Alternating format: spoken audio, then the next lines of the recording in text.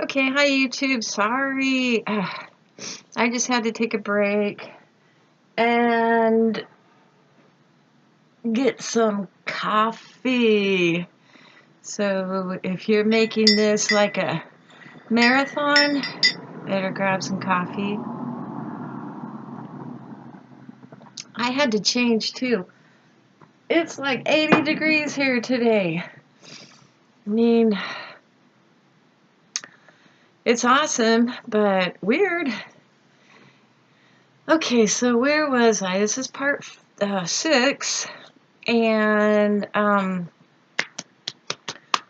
we were in the Millennium Kingdom. Let's see. We're talking about food, and yes, there are festivals. Definitely times of eating. I don't know if we eat every day, but when I was thinking, I thought, what am I gonna have for dinner or whatever, you know? So, and my family lived with me, which was awesome. And it was just really nice. It was nice being with family and having my friends nearby. Anyway, so I was telling you about the pools of water that were in that room and the library, which was awesome because I love to read. So that was nice. Let's see. Then, let's see. Okay, so I was like getting into my routine of what I would be doing on most of the time, which is teaching. So it was like in the morning I went out and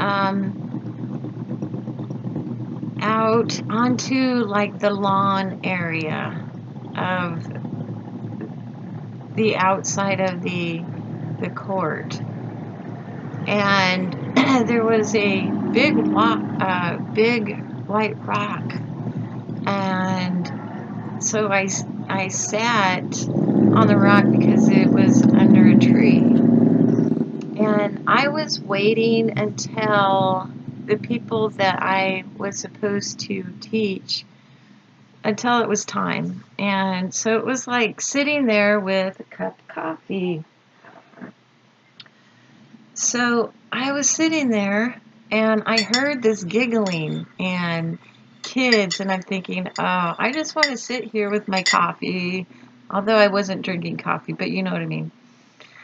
And look around, there was dew on the grass. It had that morning feel, you know, like it's nice spring morning. And although I got to tell you, during the Millennium, there is no night. It's one continuous day per se because there is no night, but there are days, if that makes sense. So, for the Millennium period, if you think, if it's one long day, no night, we don't sleep,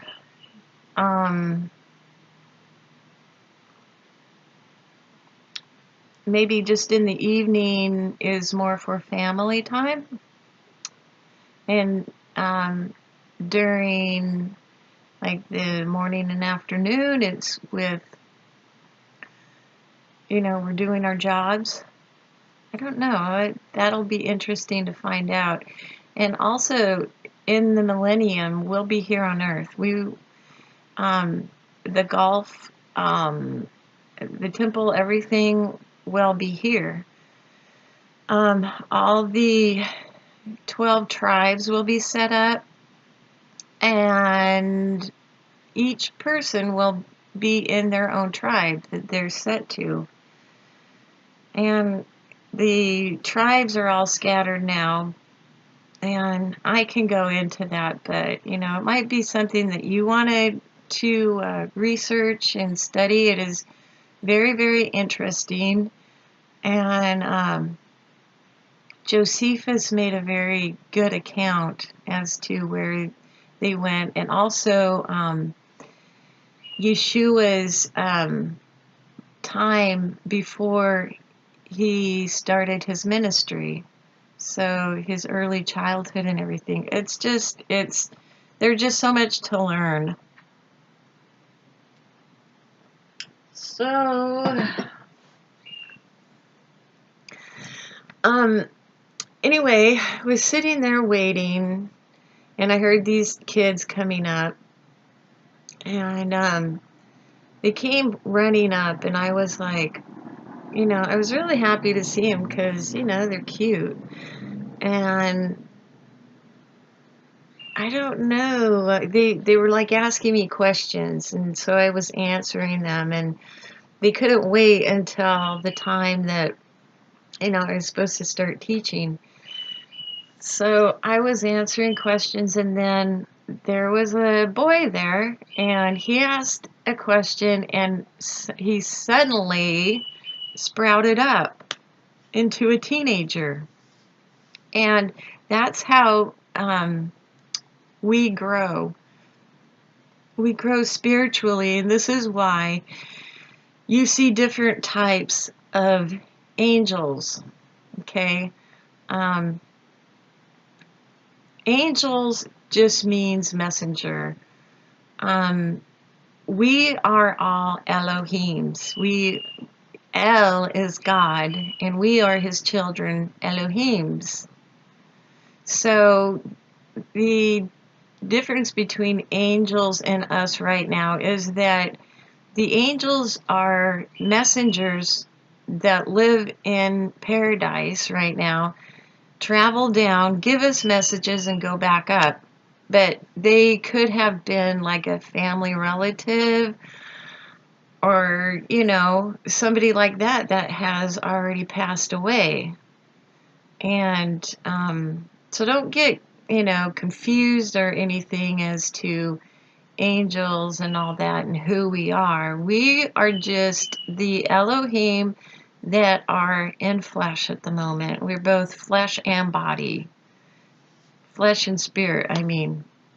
The body, the flesh is like a glove that covers our spirit, and we can grow spiritually as well.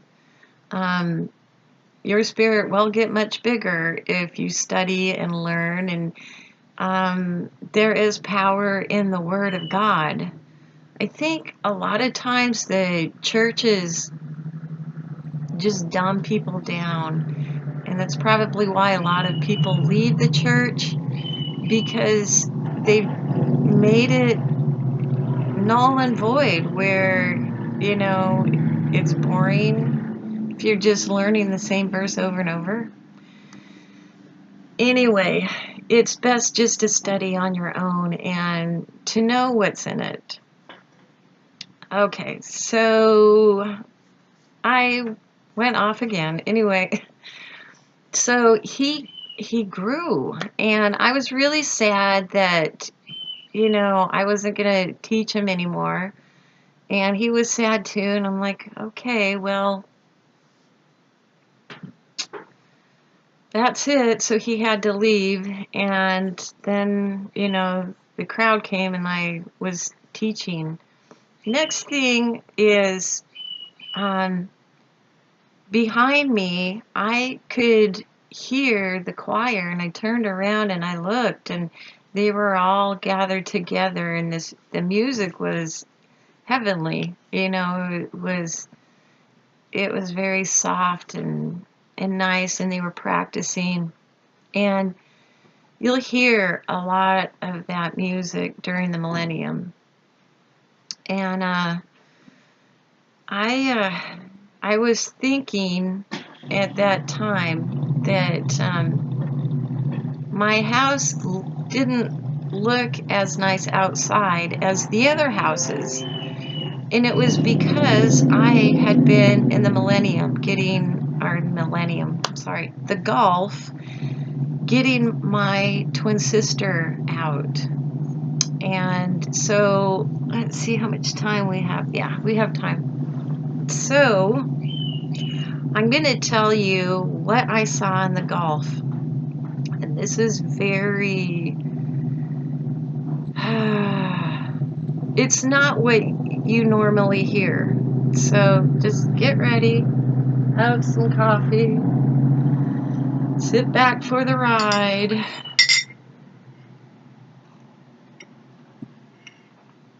And, okay. So,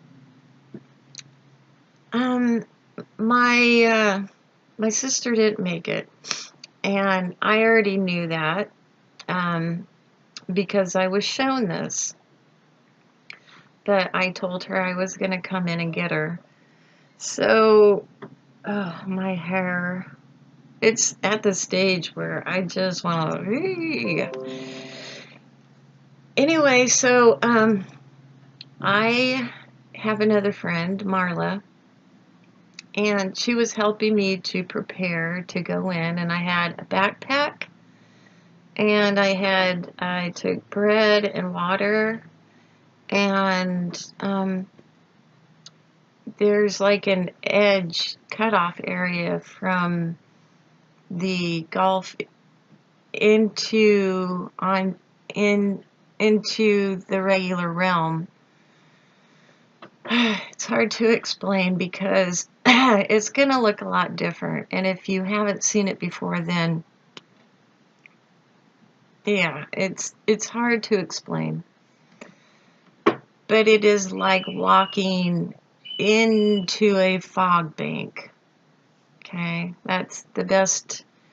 It's the further you go out into that area, the darker it gets and the more dense. So if you're out in the outer, you probably don't, well, I would say you have a very thin chance of coming back and getting out, because that means that you did something really, really bad. Anyway, I was just walking out into it, and I don't know, it was kind of weird. I didn't go too far out, and it was like she was waiting for me. And I saw her, and I gave her a big hug, and she said, "I thought you were mad at me. I didn't think you were going to come." Well, she was talking about, we're kind of going to go back a little bit. See, on Earth, before she died, I kept on having dreams and visions of her death. And I was told by Yeshua that I would prophesy to her, and she'd prophesy to me. So it was 2005, and it was like the beginning of the year, and I kept having these dreams about her. And 6 months later, I was just like, I had to tell her. I had to give her the warning. So I told her about the dream, and she said, "It sounds like I'm going to die." And I said, yeah, I kind of wanted her to come up with that conclusion, but she was pretty sharp. So I figured she would, in so many words that, and symbolically things. And anyway, we tried everything humanly possible to have that not happen. And I knew how she died, the hour she died, and the day she died, and the year. So I knew all about her death and when she was going to die, exactly when. And so it had to do with medication that she was taking. Her husband was a pharmacist, and he owned a pharmacy. So we went over all her medications, and she was on some pretty heavy duty, like, pain pills, benzodiazepines. People, if you are ever taking benzodiazepine, first of all, don't ever take them. They're horrible. Um, and just research it for yourself. But pain pills and then sleeping pills. Well, it was more like it was a syrup that Marilyn Monroe died on. And I didn't know about that sort of. I mean, I wasn't a pharmacist or anything. You'd think her husband would know about that, but it was kind of strange the way she died. But we tried everything humanly possible. And the weekend that was coming up, that her ultimate death was, I was going to the beach to spend New Year's. And so her death was January 1st, 2006 at 1:20, and I told her she was going to die between 1 and 1:30. So the dying process takes some time. It takes about half an hour actually to die. Everything ultimately shuts down. Anyway, she ended up dying. And that night, she came to me in a dream. Not really. It was kind of weird. I was sleeping, and she tapped me on the shoulder, and I woke up. And I saw her, and I was really surprised. I was hoping that it wouldn't happen, that her death, we could prevent that from happening.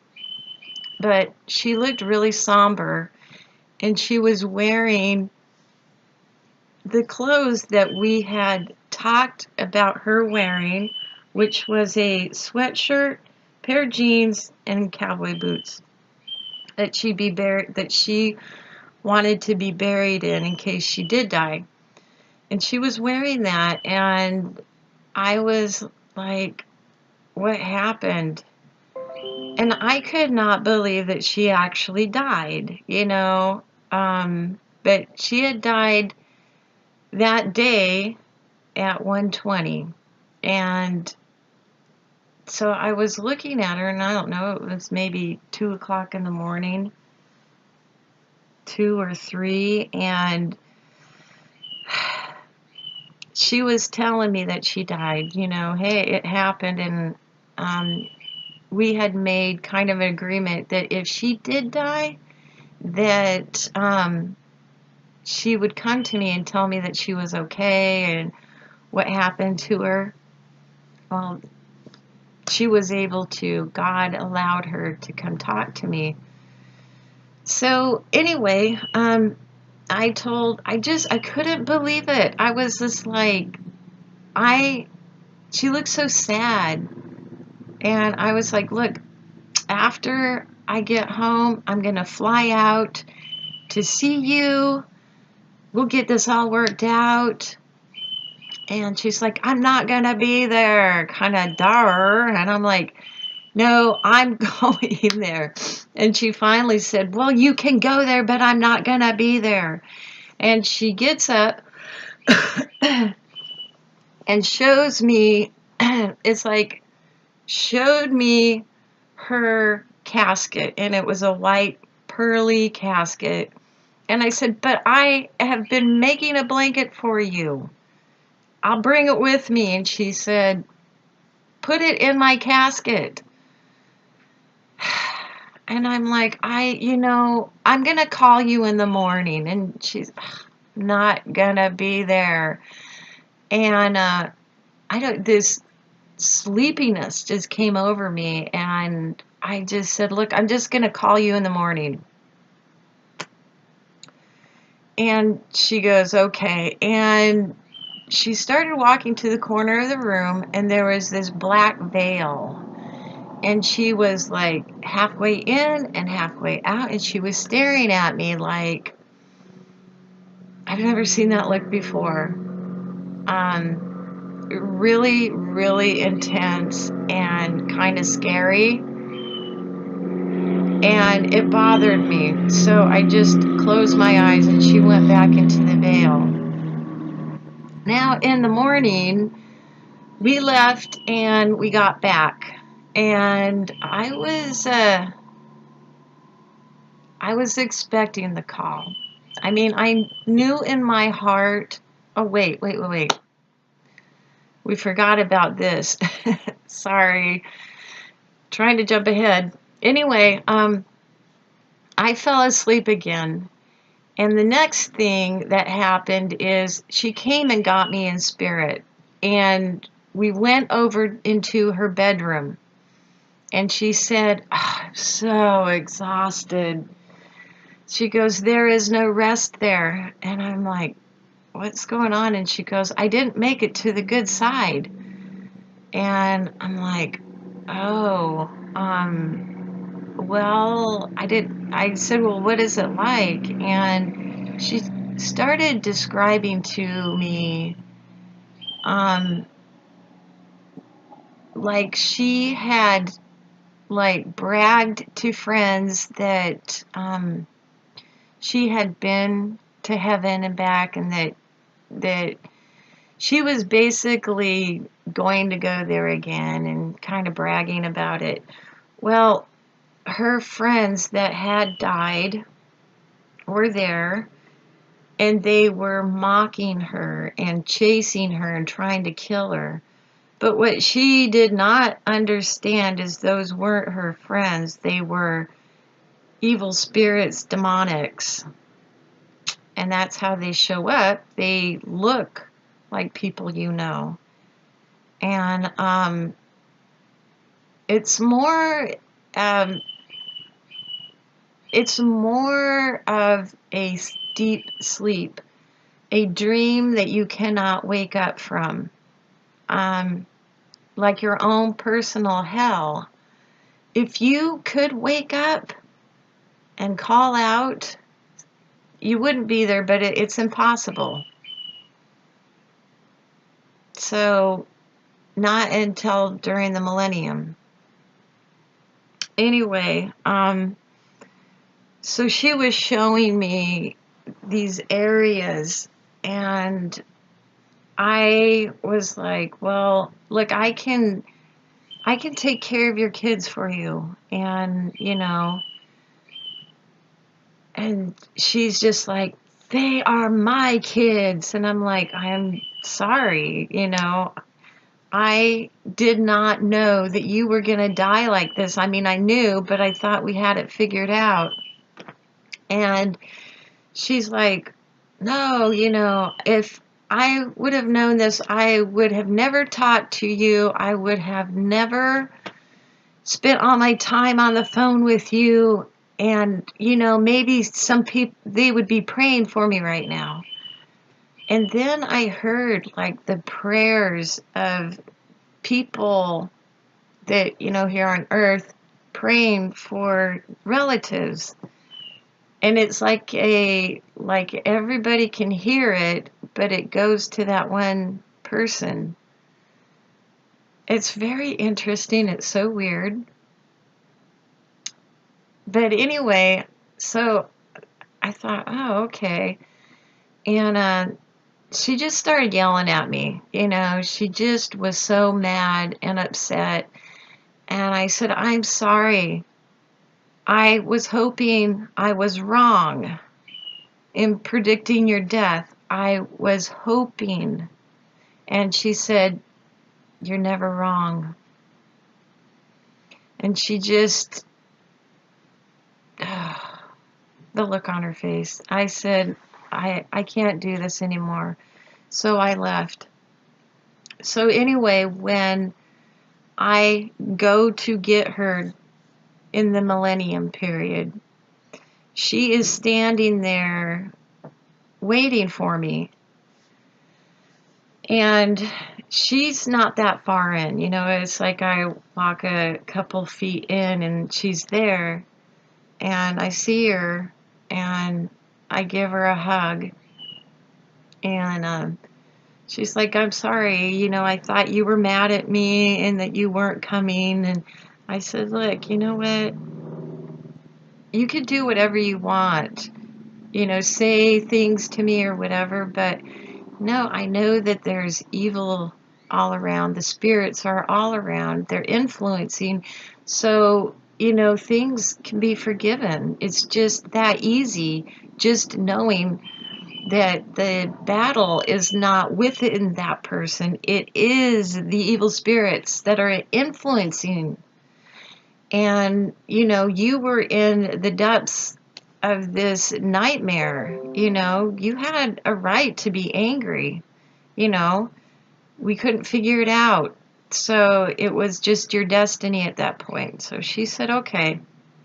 Anyway, we walked back, and she has like a little hut, and there's like rocks. It's like a barren place, very dark and barren. And she has a house there, and we sat outside for a while, and I was just talking to her.